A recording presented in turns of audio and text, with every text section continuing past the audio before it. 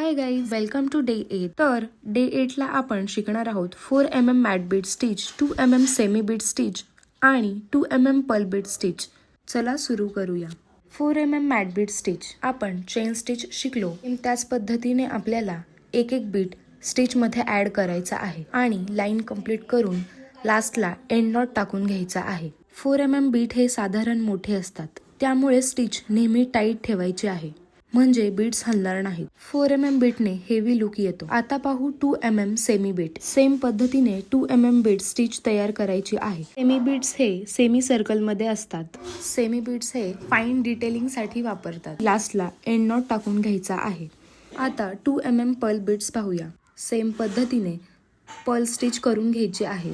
मोठे पर्ल असल्यामुळे थोडे टाईट स्टिच करायचे आहे. पर्ल बीट्स दिसायला अट्रॅक्टिव्ह असतात. मोत्यांच्या चमकामुळे कुठल्याही डिझाईन्स लगेच रिच आणि क्लासी दिसायला लागतो.